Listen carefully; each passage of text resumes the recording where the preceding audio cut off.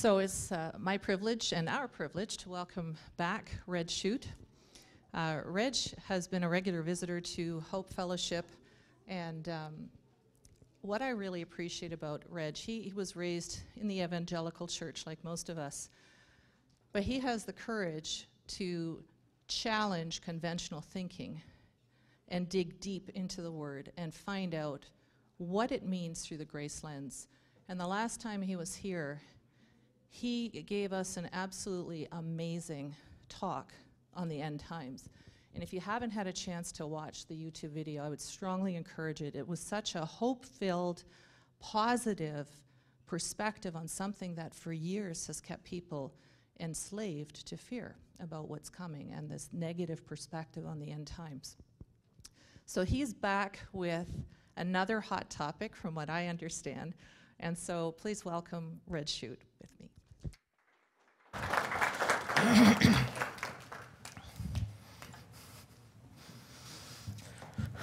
Well, good morning.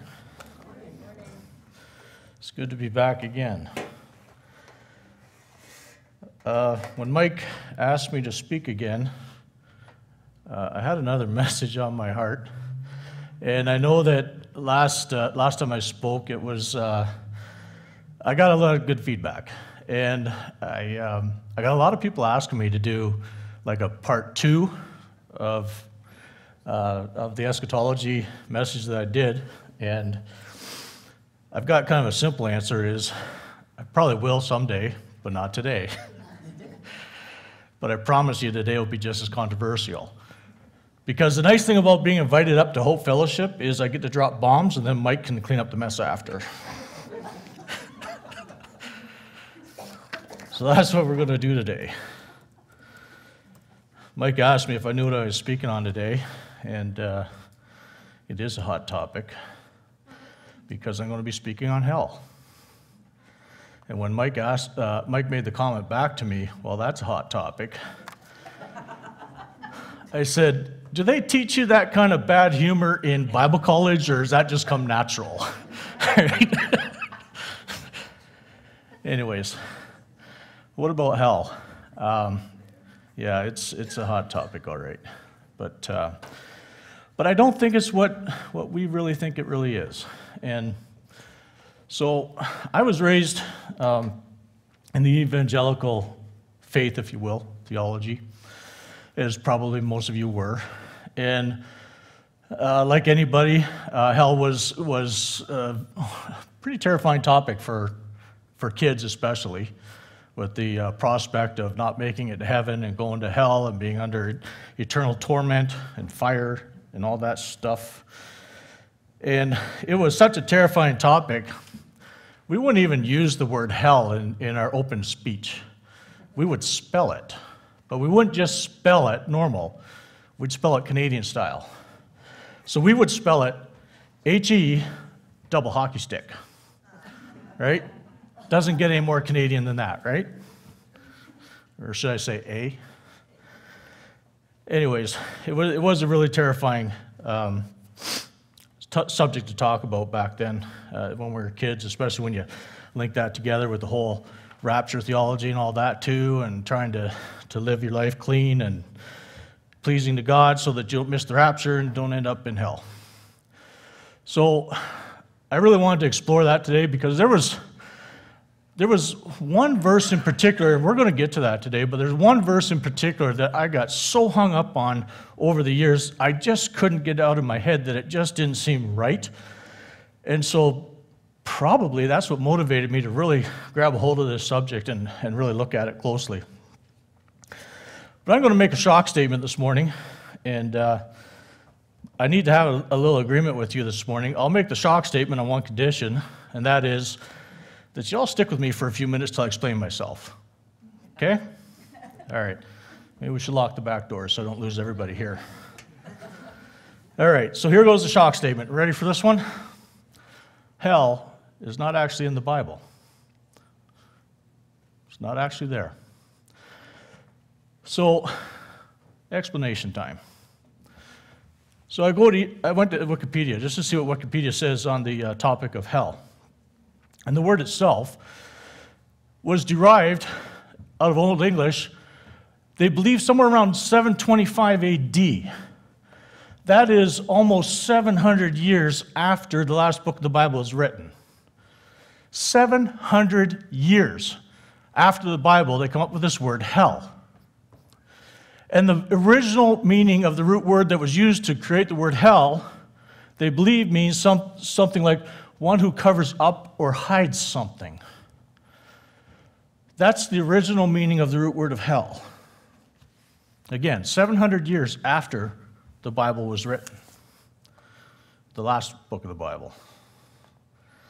That kind of goes along with the word sin. Sin didn't exist when, or the word sin didn't exist when the Bible was written either. They used the word trespasses, usually. Sin was an Old English word as well that got added in after. So, the word hell didn't exist when the Bible was written. So I wanted to have a look at some of the verses that the word hell was substituted into and what the real true meaning of it is. And here's what I found was in the New Testament. I'm just going to focus on the New Testament today for the most part. But the New Testament, there's 3 words that were taken from the original language and translated into the common word hell. Now, looking at those 3 words, 2 of those 3 words have absolutely zero association with each other. They are so dissimilar that there's no way in hell that you can describe them by the same word as hell, right? So, I'm trying to figure out what's going on here. Why are we using one common word to describe words that have no association with each other? It makes no sense. So the first word that's commonly translated into the modern day word hell is Gehenna. Now, you'll probably recognize this from the last time I spoke, because I spoke about Gehenna last time. So I'm going to try not to beat this to death. I'm going to try and get through this quickly, because I do have a fair bit of material to present to you. And by all means, if I run late and your roast is burning, then you can leave. There will be I won't hold you against that. I mean, it was dead when you put it in the pan. Why kill it in the oven, right? Okay. So, Gehenna. Now, I did a search on this word, and I got a whole list of words that came up or verses, as these are the verses that the word hell was inserted in place of Gehenna. Okay? And the most common theme throughout every one of those verses is judgment. There's always judgment attached to the word Gehenna. All right? Now, last time I spoke briefly on Matthew 23, and what was going on in Matthew 23 was that Jesus was at the temple talking to all of the religious leaders that were in the temple at the time, and he was telling them that the judgment of Gehenna is coming, and you guys will not escape it. And the judgment of Gehenna is coming because of all of the righteous blood that was shed by you and your forefathers, your ancestors, starting right back from Abel all the way up to a guy by the name of Zechariah, who they recently had killed at the time in the temple. And Jesus saying, the blood of all these righteous men that you and your ancestors killed are going to be on your heads in your generation, and you will have to face the judgment of Gehenna because of this. Now, this sounds really interesting to me, because we've always been under the assumption that the religious leaders of the day did not agree with Jesus when he said, I am. Because when he said I am, it meant I am God, right? And so when he said I am, we've all been taught, for the most part, that the religious leaders didn't agree with him on that. But they had an interesting response here when Jesus said, the blood of these righteous people that were killed by you and your ancestors are going to be on you in this generation. They argued and they said, but we are nothing like our ancestors. Well, why would they say that? If they didn't believe that Jesus was God, why did they say, but we're nothing like our ancestors? They're arguing with him. They're saying, you can't put this on us. So obviously they're acknowledging that he had the power to put that on them, right? Anyways, so they argued and said, you can't put that on us. And he said, you serpents, you brood vipers, how are you going to escape being sentenced to, and the proper word is Gehenna. All right, talking about the judgment of Gehenna.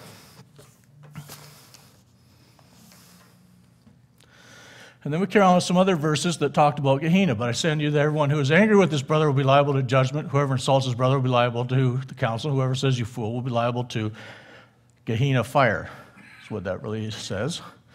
And then we get into these other verses. Now, these verses have been grossly misunderstood over the years. So let me give you a couple little bits of background. And I said this last time I was here, that the judgment of Gehenna was basically the fact that Jesus said within your generation, when he spoke to the people in 30 AD, within your generation, you're going to face the judgment of Gehenna. And sure enough, 40 years later, which was the end of that generation that Jesus talked to, in 70 AD, 80,000 Roman soldiers showed up and slaughtered 1.1 million Jews and took the bodies and threw them into Gehenna. Gehenna was the city landfill. It was the dump. They were thrown in there like trash. Okay? 1.1 million people thrown into Gehenna and burned, because that's what you did with dead bodies back then. You burned them. So that was the judgment of Gehenna. Now, it's important to note that when Jesus was telling everybody they're going to face the judgment of Gehenna, he was speaking to a particular group of people. He spoke it directly to the religious leaders, but he also was only speaking to the people in Jerusalem. He was not speaking to all the Jews that were on the planet. He was speaking to Jerusalem. And if you really read through Matthew 23, you'll see that Jesus was really upset about Jerusalem. He was lamenting over Jerusalem. He loved Jerusalem, and he was upset about what had become of Jerusalem, right? And so the judgment of Gehenna was only against Jerusalem. That's where it happened. And Gehenna was the city landfill for Jerusalem. Now, here's a case in point is, if you pile up 1 million bodies in a place that actually Gehenna was in a valley called the Valley of Hinnom, if you pile up 1 million dead bodies there, do you think maybe that the blood will flow as thick as a horse's bridle at the bottom of the valley? Oh, was that a prophecy or Revelation? I think it was. We can probably scratch that off the list, right? It happened. Okay? So Jesus is telling these people are going to face the judgment of Gehenna, and now he puts out this other warning here, which, as I said, has been grossly misinterpreted. What was happening there at the time was religion had just run rampant. Religion is bad, okay? And if you're offended with that, then you're not really understanding what religion is all about. Religion is bad, okay? And so religion had run rampant, and here's some of the things that were happening. I actually read accounts of similar stories. I'm just going to kind of make up the storyline just to prove the point, but I've heard of these types of stories from back then, okay? So let's say that you went to the temple on the Sabbath to pay your tithes and to say your prayers, and on the way home, you're walking along and you're like, you know, the temple, there was so much blood flying everywhere because they're slaughtering animals, they're throwing the carcasses up on an altar and burning them. The sights and the smells must have been terrible. Must have been horrendous, right? And so you're walking home, and you've got this like taste in your mouth from all this terrible stuff. And so you're just out of impulse, you spit to try and get rid of that taste, right? Next thing you know, there's a group of men around you. They grab you by your arms and drag you back to the temple and accuse you of working on the Sabbath. You're like, what the heck just happened? So they explain themselves. They say, well, we saw you spit in the dust. And spit is water. And when you mix water with dust, it makes mud. And making mud is working. So you worked on the Sabbath. That's how crazy this religious lifestyle and religious stuff had gotten. And so what the priest would do is he would say, okay, you're guilty of working on the Sabbath, so that means that you need to make amends for your sins. So I can sacrifice a turtle dove for you. That should clear you up, and I'll do that for 5 shekels. So it had become a business. So remember when Jesus went into the temple and he threw all the money changers' tables over? It's because of that. It had become a business, trying to absolve people from sins. So what Jesus is saying here, he throws this warning out. He says, if your right eye causes you to sin, tear it out and throw it away. Better to lose one of your members than the whole body be thrown into Gehenna. Okay? So here's what he's saying. If you start seeing people the way these religious people see them, and you start getting involved in that lifestyle, then it's better for you to pull your eye out and get out of Dodge and leave, because you'll be saved from Gehenna. But if you stay here, you're going to face the judgment of Gehenna. That's what he's saying. And he went on to say the same thing about your hand and your foot, okay? Now, have you ever been to churches where gossip runs rampant? Right? It's a tough place to be, isn't it? Because, I mean, you can't use 3 sheets of toilet paper without somebody knowing about it, right? So, I'm sorry, I'm in construction, so, you know. Anyways, so it's kind of like that. If you stay in the middle of that, it sucks you in, right? Because if you're in the middle of a really gossipy church, it sucks you in, and before you know it, you're right involved like everybody else. And this was the same. This is what was happening in Jerusalem, but to a very deeper, more detrimental degree. It was sucking people into this kind of lifestyle where they're looking for all the faults of everybody around them and trying to make accusations and drag them back and bring them before the priest and have them accused. So this is what's happening. So when Jesus is giving out these warnings, this is what he's warning against. He's saying, don't get involved with these people. If you find yourself getting sucked in, get out of Dodge, because that's the only thing that'll save you from the judgment of Gehenna. Okay? This is not a modern day warning that we should all be plucking our eyeballs out. Some people actually teach that. It's ridiculous. That's not what Jesus is saying here at all. This was specific to the people in Jerusalem. And then he goes on to say, give out warnings about who we should fear. And what the warnings were, about fear him who has authority to cast you into Gehenna. And who has authority to cast people into Gehenna? The Roman soldiers did. So what Jesus is saying is, don't fear the people around you, but fear when the Romans come marching in, because that's when trouble's going to start. All right? Fear them. And then you say, okay, but maybe, are we really sure that Gehenna is not some kind of a parallel of hell or some kind of description of hell or something like that? Are you sure about that? Yeah, I'm pretty sure about that. And so you might say, well, what about this fire in Gehenna? And we talk about, you're facing the fire of Gehenna and everything. Is that not hell? Well, in Mark 9:43, Jesus says this: if your hand causes you to sin, cut it off. It is better for you to enter life crippled than with 2 hands and go to Gehenna, to the unquenchable fire. Notice he said unquenchable. That does not mean eternal fire. That does not mean everlasting fire. That means they can't put the fire out. It's unquenchable. So what that means is you can't avoid the judgment of Gehenna if you're in Jerusalem. You can't avoid it. It's coming. It cannot be extinguished. So this is inevitable. The fire is unquenchable in the sense that it's coming. Whether you like it or not, you can't do anything about it. It's coming. This is not hellfire. This is Gehenna fire. They couldn't stop the event from happening. That's what unquenchable fire meant. But the fire's out now. Why? Because the last body was burned. There is no more fire in Gehenna. I could probably find you a picture of Gehenna. You will not see a fire there right now. It's actually quite a lush, nice valley right now. Okay, so it is not hellfire. It was Gehenna fire. It is not eternal or everlasting. It was unquenchable in the fact that they couldn't stop it from happening. Okay? So I blew through that pretty quick. I'm getting winded a little bit, which is fine, because I want to get to the next word in the New Testament that we interpret as hell. Okay? The next word we interpret as hell is Hades. I'm sure you've all heard of this word as well. Now, what language was the New Testament written in? Greek? Greek. Okay? So Hades is the Greek word for basically what we know, or what was known then as the underworld. Okay? Now, pretty much all the nations in that day and age believed in the underworld in one form or fashion. They weren't all identical in their belief systems. But you had the Jews who believed in the underworld. They called it Sheol. Sheol was the Hebrew word, which you'll find in the Old Testament. Okay? So the underworld to the Jews was Sheol. The Greeks called it Hades. The Romans had their beliefs in it. The Egyptians had their beliefs in it. pretty much everybody in the area had their beliefs in the underworld, okay? But herein lies the problem and the challenge. Is Hades a place, or is it a person?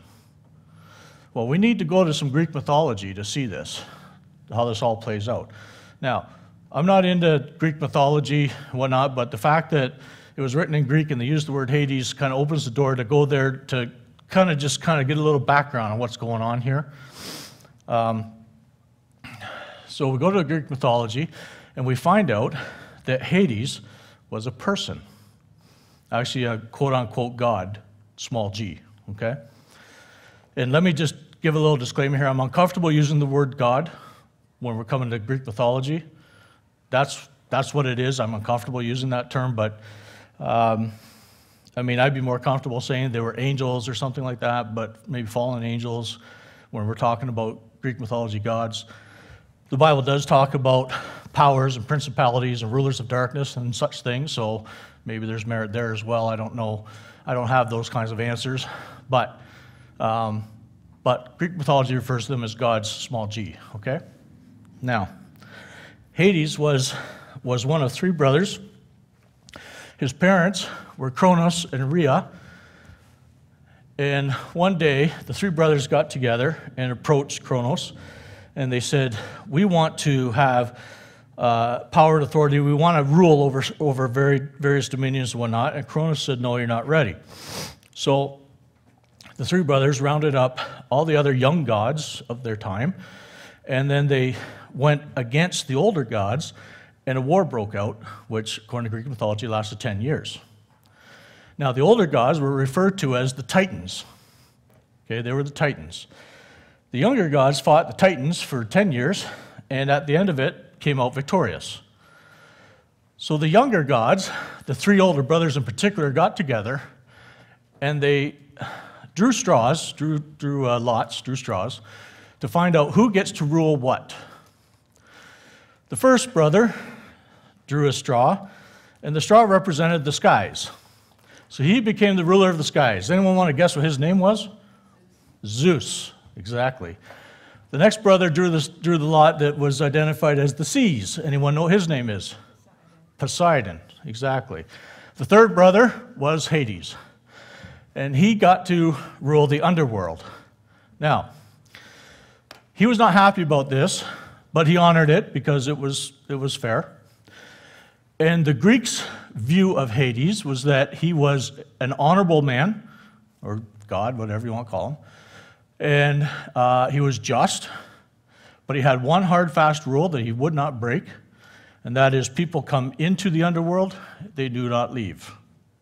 That was his one hard, fast rule, but apart from that, he was seen as just, and not by any means an evil man. So, he begins to rule the underworld. I gotta keep up to speed here. I'm going too fast.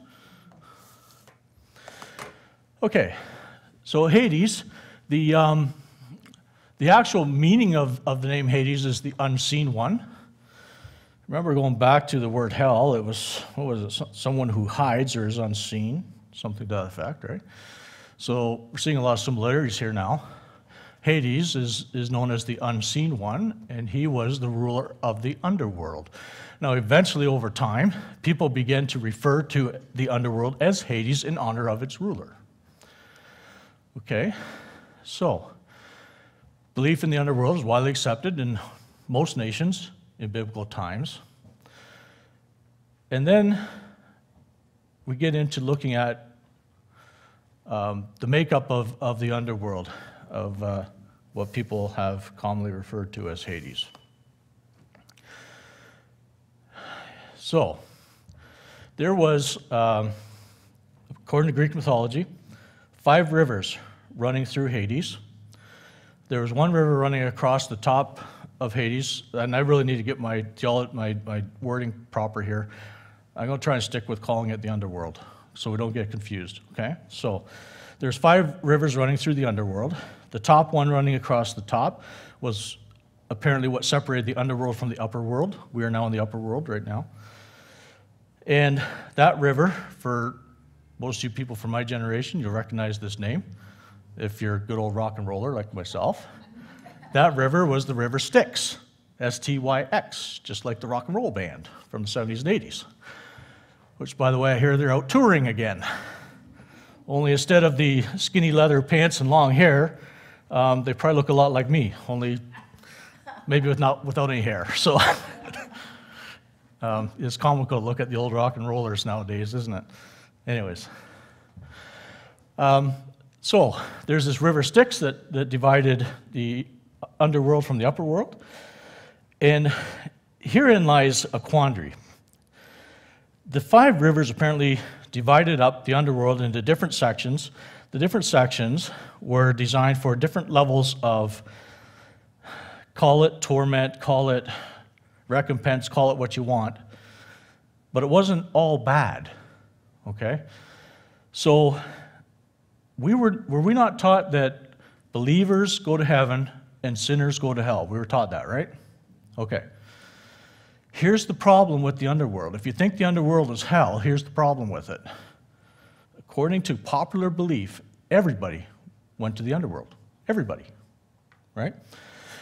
So if you were a blessed person, considered a blessed person, like Abraham, for instance, then you would go to what was known as the island of the blessed in the underworld, okay?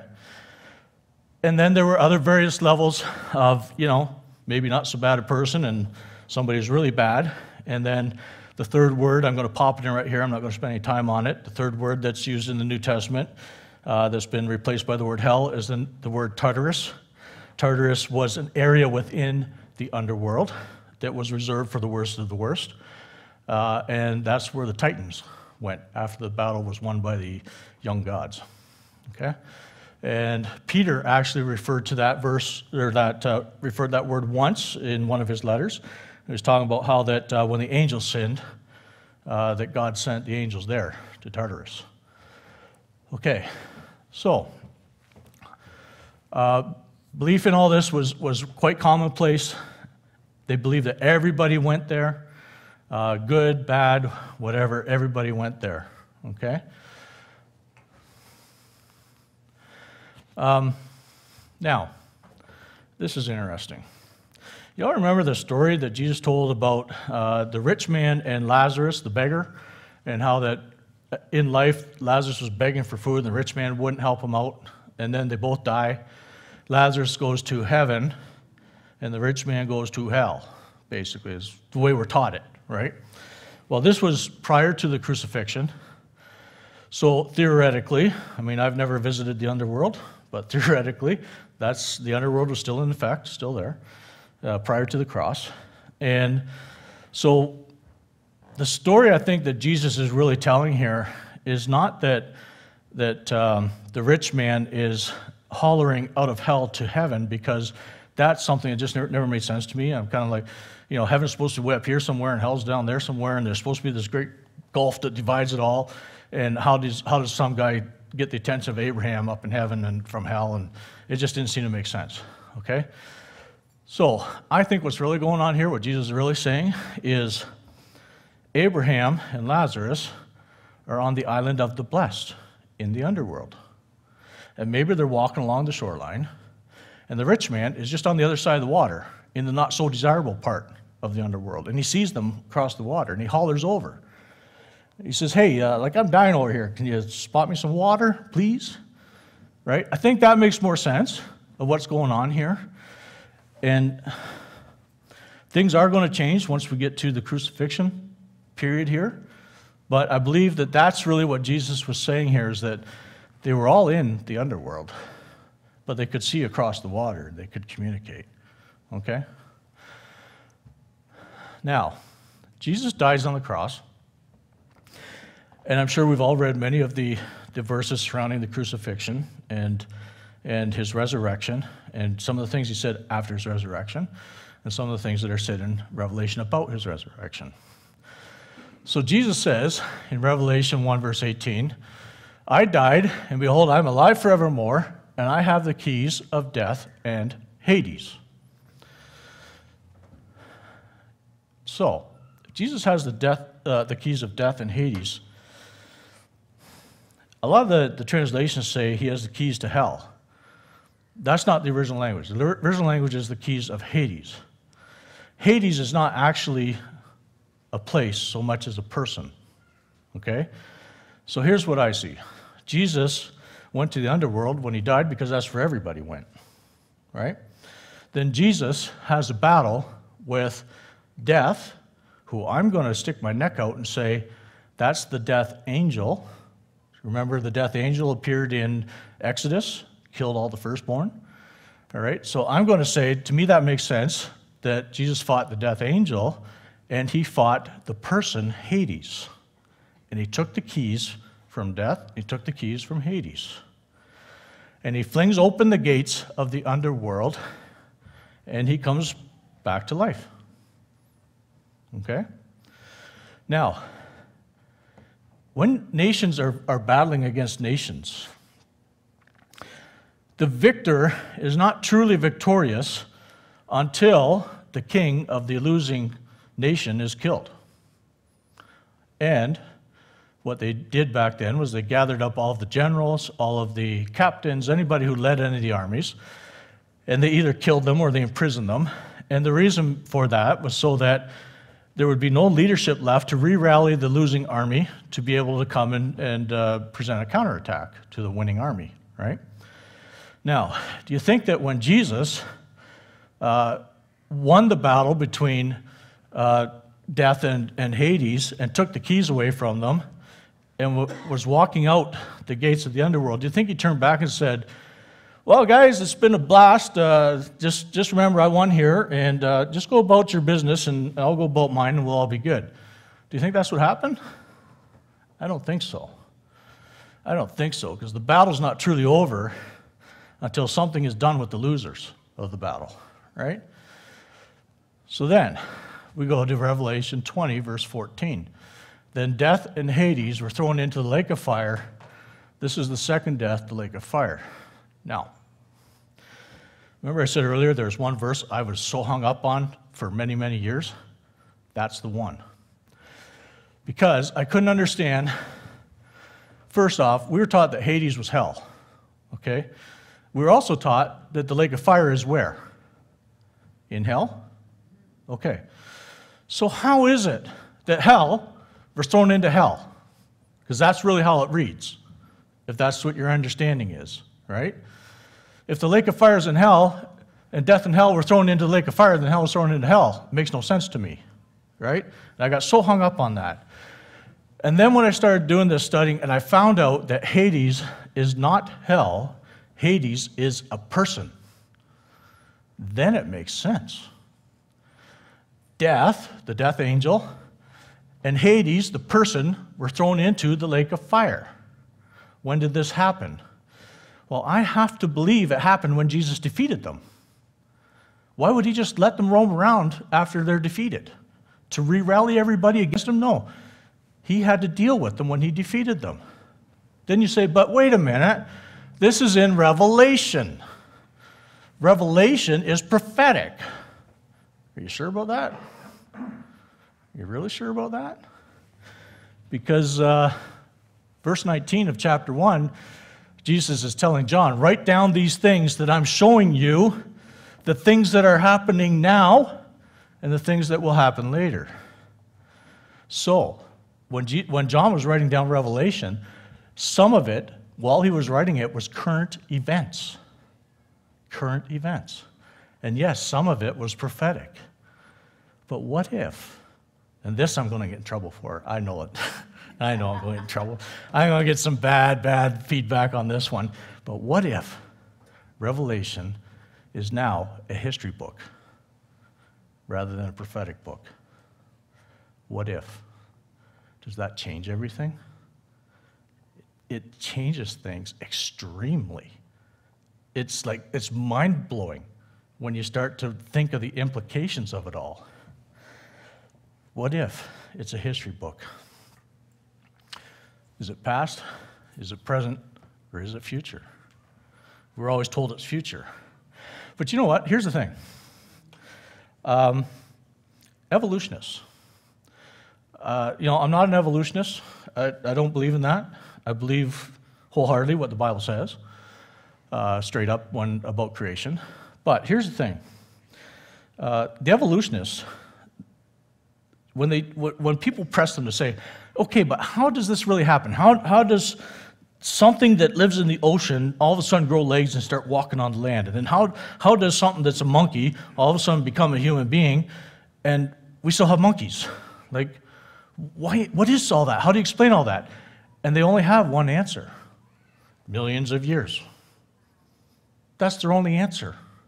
They throw in this wild card that says millions of years because they can't understand it and they can't explain it. Relate that to the book of Revelation. What is the wild card here? If we can't understand and can't understand Revelation, then what's the wild card? The wild card is, oh, that's all in the future. Yeah, we don't understand it, it's all in the future. Right? That's the wild card. But what if it's history? What if it's history? And it's hard for us to understand it because it's got so much spiritual world imagery, and we don't really understand that.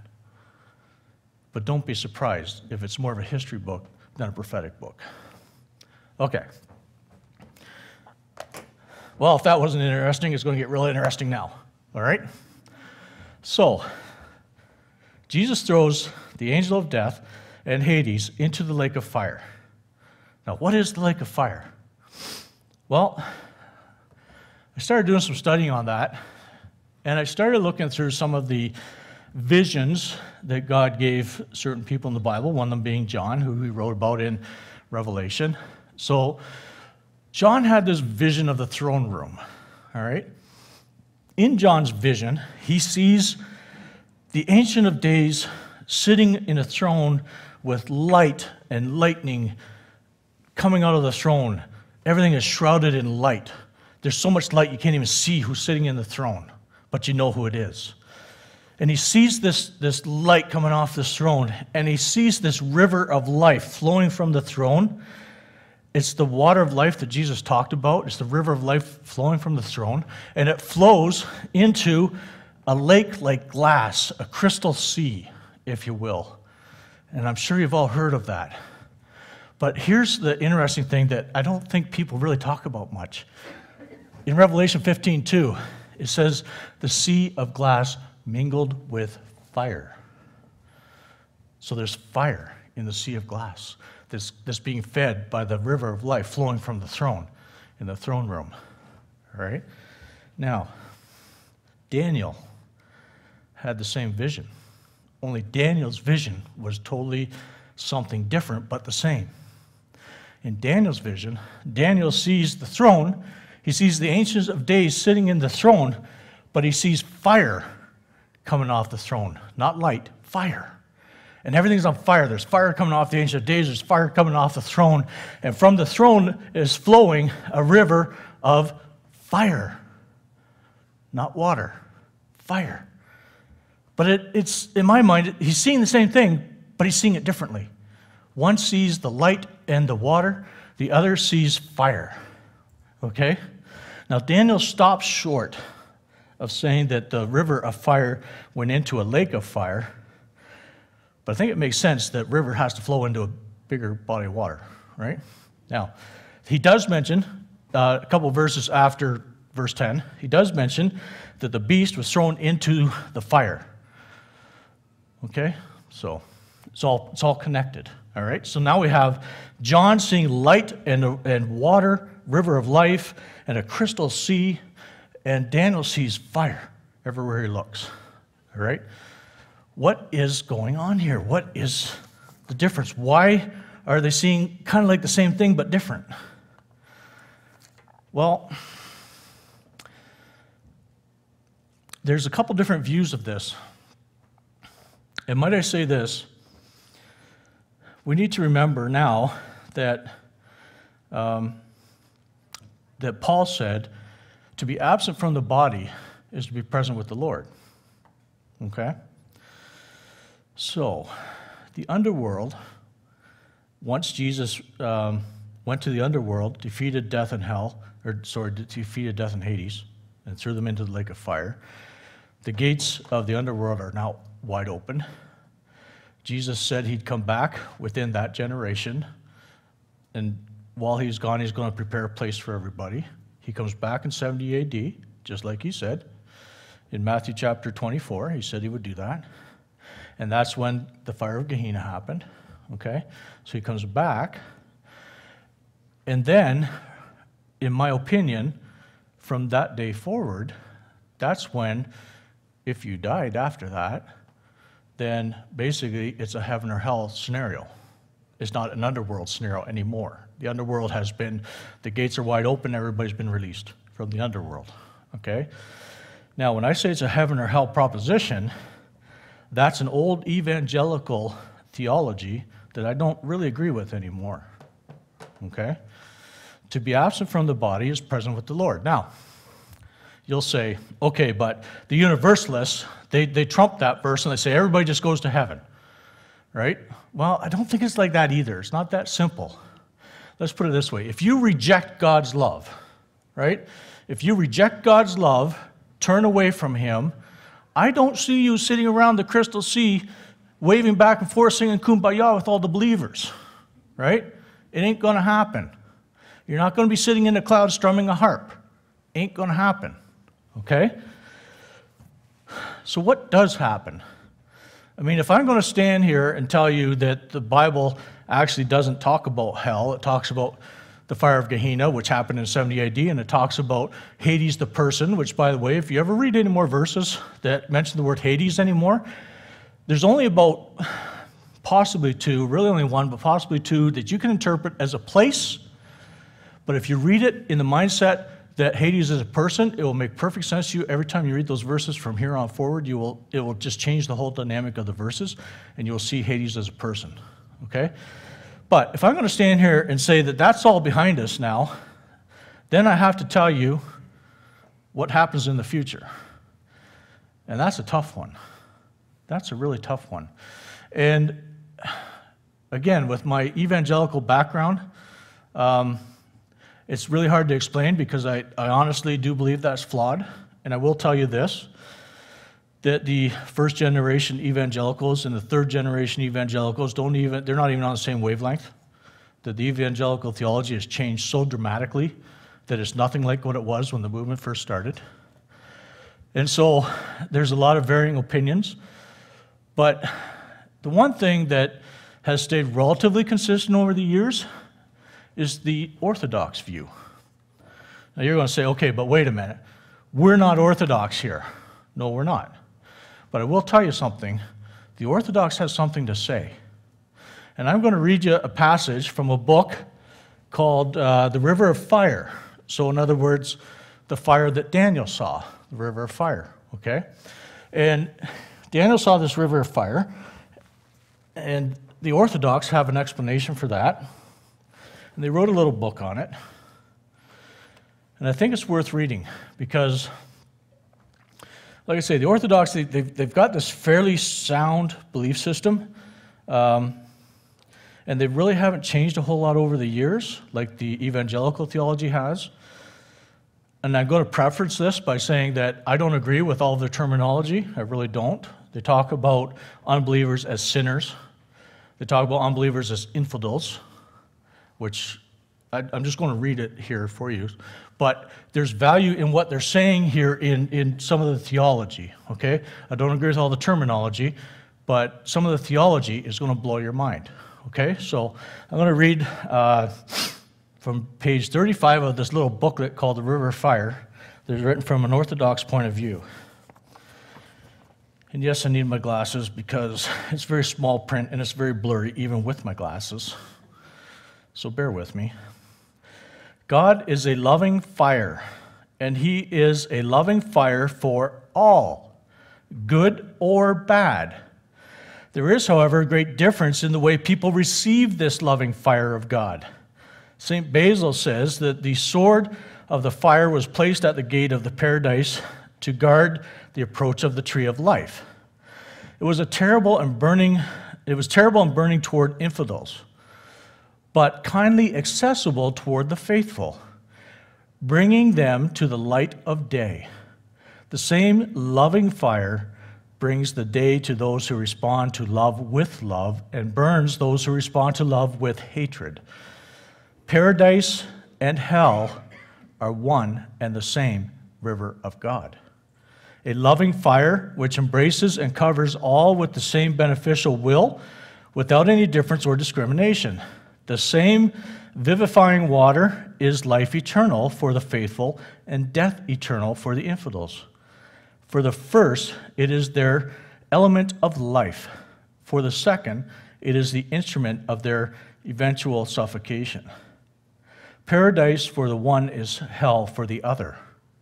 Do not consider this strange. The son who loves his father will feel happy in his father's arms. But if he does not love him, his father's loving embrace will be a torment to him. This is also why when we love the man who hates us, it is likened to pouring lighted coals and hot embers on his head. I say, writes St. Isaac the Syrian, that those who are suffering in hell are suffering and being scourged by love.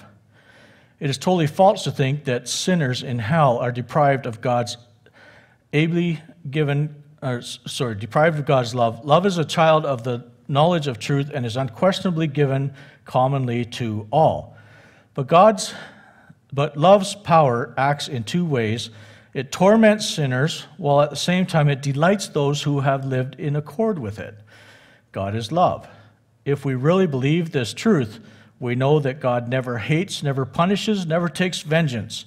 As Abba always says, love never hates anyone, never reproves anyone, never condemns anyone, never grieves anyone, never abhors anyone, neither faithful, nor infidel, nor stranger, nor sinner, nor fornicator, nor anyone impure, but instead it is precisely sinners and weak, neglected souls that it loves more and feels pain for them and grieves and laments, and it feels sympathy for the wicked and sinners more than the good, imitating Christ who called sinners and ate and drank with them.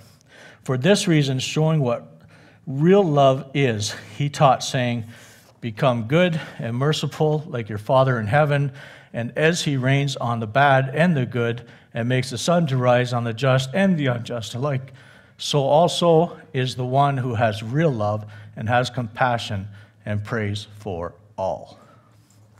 Isn't that mind-blowing? So what the Orthodox is saying is that the river of life and the river of fire are the same thing. It's how we receive it. It's how we perceive it. Do we reciprocate God's love, or do we reject God's love? If we reciprocate God's love, it's a warm embrace. It's our security. If we reject it, it burns. It's an interesting theology. I don't know really where it all goes from there, but somehow it resonates with me. If you accept God's love, just like if you love your own father and have no ill will towards your own father, you accept his loving embrace. But if you become that rebellious teenager and you develop this hatred for your father, when he tries to embrace you, it's like pouring coals on your head. You hate it. You want to run from it. All right? And according to the Orthodox theology, it's the same way with God's love. Now, if you really think this through, remember that Jesus, according to Revelation, threw the angel of death and Hades into the lake of fire. If the river of fire is actually God's love, that means the lake of fire is actually God's love. So am I saying that death and Hades got thrown into God's love? Yeah, I am. And however long it takes for the fire to do its job, we don't know. But the job that the fire is doing is scourging away the things that's blocking us from accepting and reciprocating God's love. So for those who accept it, it's a warm embrace. For those who reject it, it burns. It's a very interesting thought. I'm actually getting through this a lot quicker than I thought. I'm going to close with a couple of recommendations. So again, if there really isn't a hell, then what happens to the non-believers? when it's all said and done? Well, there's a couple good books that I would recommend on the subject. One is written by C.S. Lewis called The Great Divorce. It's a very easy reading book. It's written in typical C.S. Lewis fashion. It's kind of like a fictional story that's designed to get a point across. And just case in point was like first generation evangelicals, first and second generation, loved C.S. Lewis. Like he walked on water to them. But third and fourth generation, they think he's off the wall. That's how much theology has changed, okay? But anyway, C.S. Lewis has some really interesting thoughts about this. And then the other person who has some really interesting thoughts about this is actually a fellow Canadian, lives out west. His name is Bradley Jersak. He wrote this book called Her Gates Will Never Be Shut. I highly, highly, highly recommend this book. He's got some really, really interesting insights to this as well. But it's a really, really interesting subject. It really stretches your thinking. Mike has a lot of cleanup to do now. When Mike asked me what I was talking about, I told him, and he says, you know what? He says, I was going to do a mini-series on it, because quite honestly, I mean, I should be spending 3 or 4 hours on this. I'm just bouncing off the highlights. There's really no time to get into depth in one sitting with this. I'm sure that someday down the road, not too far off, that Mike will probably do a mini-series on it and try and explain it in more depth and detail. I'm just glad I don't have to be here to clean up the mess. Let's close in prayer. Lord, I thank you so much for the love that you have for each and every one of us. I thank you, Lord, that you are so loving and caring, and that your love is a warm embrace to us who accept you, and that your love always works towards the ultimate goal of expressing itself to every single person that ever walked the face of your creation. Thank you for this, Lord. In your name I pray. Amen.